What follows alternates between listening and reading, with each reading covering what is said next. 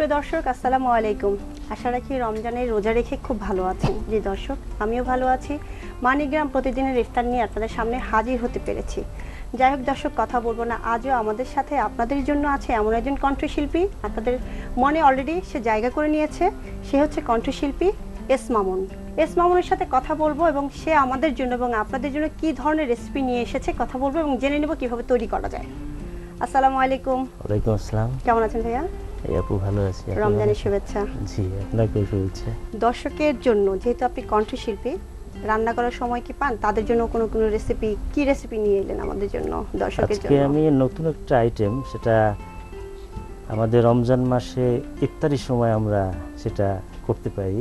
এখন সেটা আমাদের যে প্রতিদিনের যে পেঁয়াজু, তারপরে আলুর চপ, বেগুন, ছোলা। হ্যাঁ, এটার সঙ্গে একটা নতুন আইটেম, এটা পটলের চপ। আচ্ছা, পটল। বাহ। হ্যাঁ, পটলটাকে আগে প্রথমে আমরা একটু, আপনি পটলের দুই রকম করে ছিলেছেন, অর্থাৎ সবুজটাও রেখেছেন, সাদাটাও রেখেছেন। হ্যাঁ। এটা কেন? সৌন্দর্যের জন্য? এটা সৌন্দর্যের জন্য।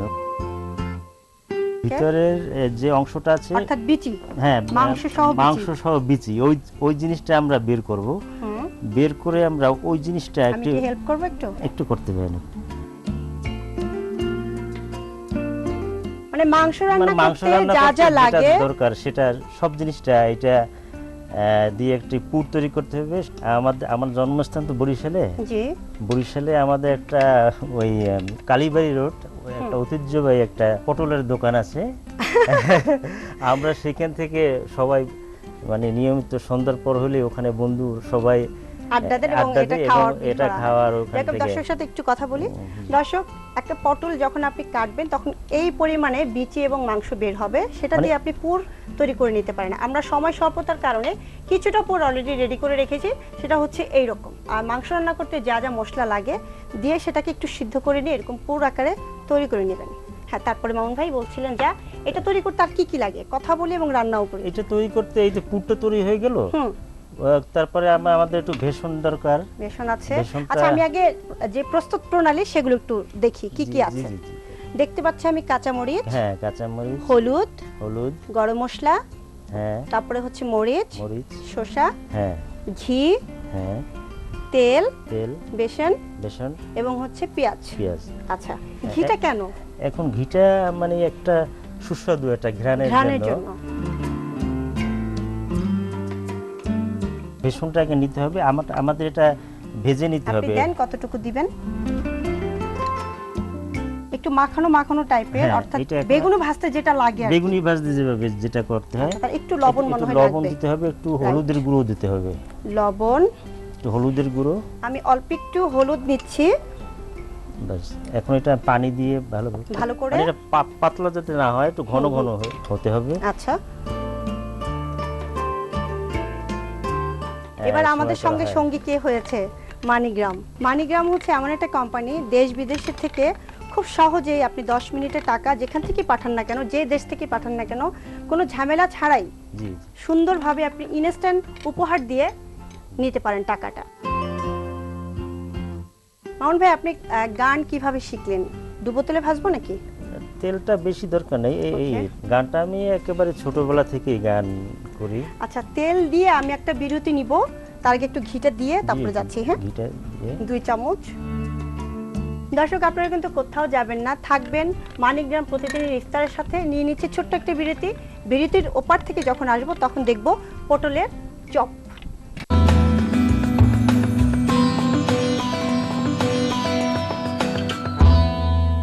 ধন্যবাদ দর্শক আমাদের সঙ্গে থাকার জন্য। মাহে রমজান, আমরা প্রতিদিন ইফতার করছি। ইফতার এবং খাওয়ার যে বিষয়টা আমরা বলি না কেন, পরিমিত খাবো এবং সৎভাবে চিন্তা করে জীবনযাপন করব। সুন্দর জীবন ইসলামই একমাত্র দিতে পারে। যাই হোক, যে কথা ছিলাম, আমরা পটল দিয়ে তৈরি করছি কিভাবে সেটা আপনাকে এর আগে দেখিয়েছি। অলরেডি আমার তেল গরম হয়ে গেছে।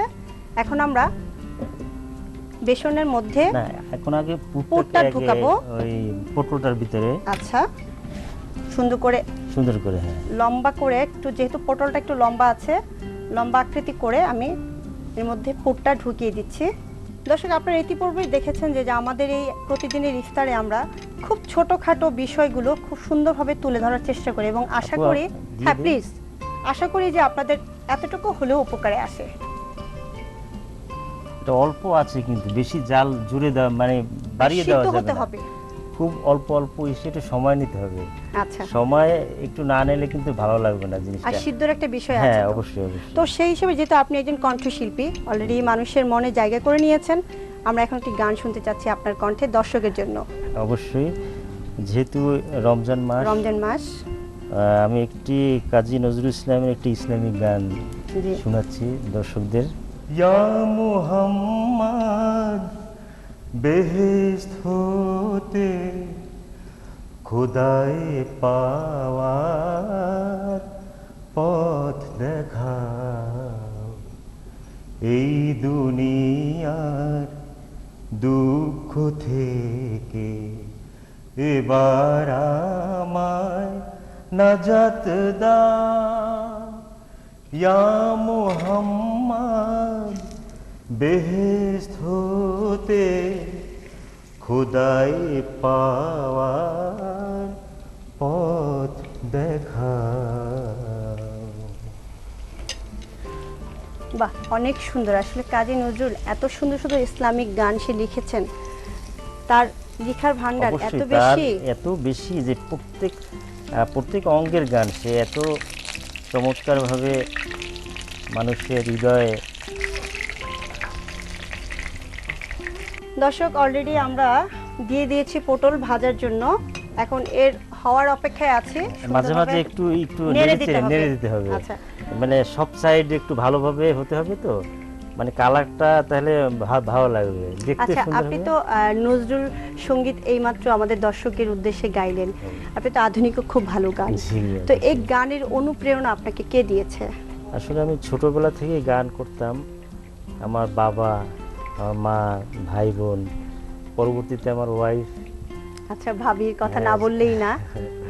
আপনার বাচ্চা একটা মেয়েই তো মনে একটাই হয়, আমার মেয়ে, সে কি গান গায়? সে গান করে। আচ্ছা, কেমন গান গায় সে? সে একদমই তো ছোট, স্কুলে মনে হয় যায় না? ছোট, কিন্তু সে আমাকে খুব ফলো করে, মানে আমার হুবহু, মানে আমি কি মানে কোনভাবে বাবা করতে কি চাই। গাইলো, বাবা কি হ্যাঁ। করলো সেটা তার। এই জিনিসটা ওর ভিতরে আমি খুব পেয়েছি, কারণ আমার যে জিনিসগুলো, হ্যাঁ হ্যাঁ, জিনিসগুলো আমি ওকে দিয়ে আমি লক্ষ্য করি যে ও সেটা ফলো করে খুব। মানে এটা মনে হয় হয়ে গেছে, আমি হ্যাঁ, দেখতে পাচ্ছি। ওটা হয়ে গেছে। এই তো। আচ্ছা, আরেকটা জিনিস, আপনি এত সুন্দর করে একটা পটলের চপ করলেন, আপনি কি বাসায় রান্না বান্না করেন?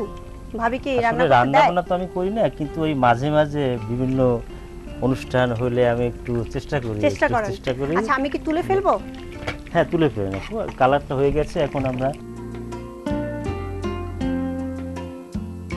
হয়ে গেল পটল আমরা এটা এখন সুন্দর একটা পটলের- প্লেটে একেবারে সুন্দর করে সুন্দর সাজাবো। করে সাজিয়ে আমরা একটু পরিবেশন। অলরেডি আমরা রেডি করে রেখেছি। হ্যাঁ, অবশ্যই, থ্যাংক ইউ। তো আপনি আপনার দর্শককে যদি কিছু বলতে চান বলতে পারেন। হ্যাঁ, আমি দর্শকের জন্য এটাই বলতে চাই যে আমরা পুরুষেরা সব সময় তো আমাদের গৃহিণী বা মা, বোন, এদের উপর নির্ভরশীল হয়ে যায়। এদের রান্নায় সব সময় খেয়ে আসছি।